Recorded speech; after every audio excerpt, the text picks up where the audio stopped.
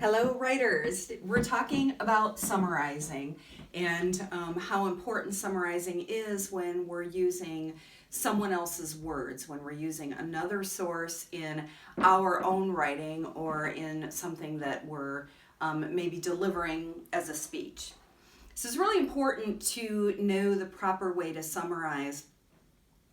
Obviously, we're taking a larger text or a larger piece of it could be anything, basically any kind of speech or a written text, or it could even be something from a video or a documentary or a movie that you saw. So we're taking a larger piece and we're breaking it down, and we're giving our readers or our listeners, we'll call them our audience, we're giving our audience a sense of what was said or written, and we're briefly stating it. So that's usually pretty clear. It's usually pretty clear how we take something larger and briefly state it.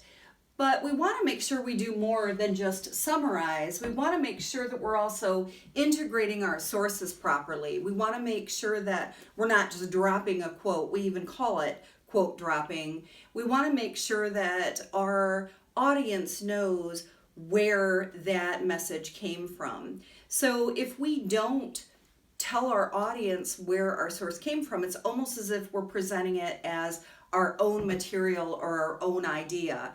That, of course, is plagiarism. So we always have to make sure that we show our audience where this came from.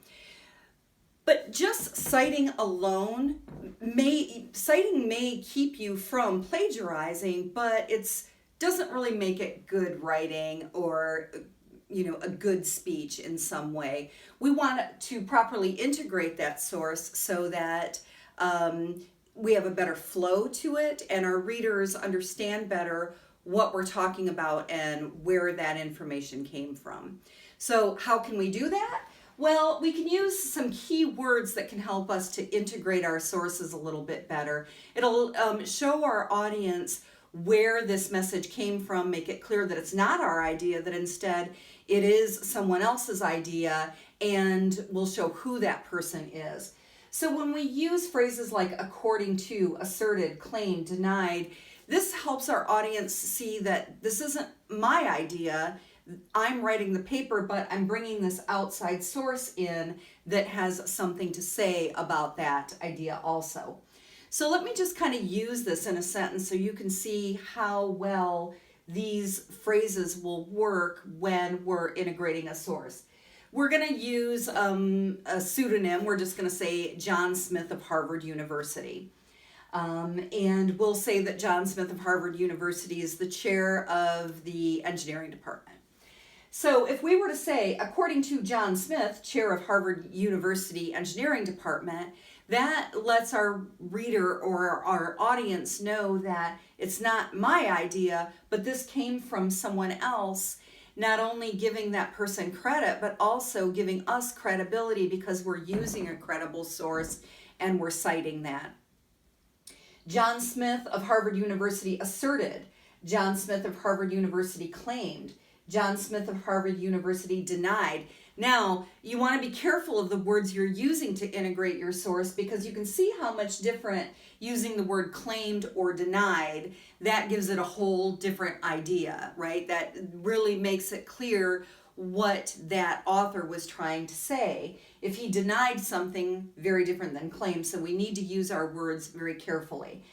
John Smith of Harvard University reported, suggested, or simply wrote. So that integrates our sources into our own writing in some way. I'm going to give you a couple examples out of the book Irresistible by Adam Alter. He does a very good job of integrating sources into his writing, and this will give you some good examples of how you can do that yourself. In 2013, a psychologist named Catherine Steiner Adair explained that many American children first encounter the digital world, etc. So you can see how he integrated this source in. He told us when this happened, very relevant if we see when the year was. And he says that there's a psychologist, and then he names her. So we know a little bit about who she is and when she wrote that. Another passage from his book. In the 1970s, a psychologist named Stanton Peele published Love and Addiction. Love and Addiction being italicized, so we know that this was a publication. This gives us an idea of when this took place, tells us it's a psychologist and names him. He says the 1970s, but that just tells us how far back this research goes. So it's very telling nonetheless.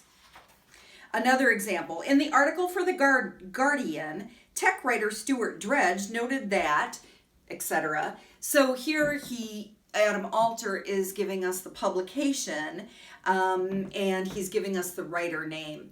So the purpose of this is to show you that there are many different ways that we can integrate our sources before we summarize the material. So while summarizing is important, showing who that source is also very important. We want to make sure that we're integrating our sources very well, and we want to make sure that our readers are very clear where this information came from. It gives us credibility, it gives credit where credit's due, and it keeps us out of that area of plagiarism. So be sure you understand summary, be sure you understand source integration so you can use it to make your project the best writing project possible.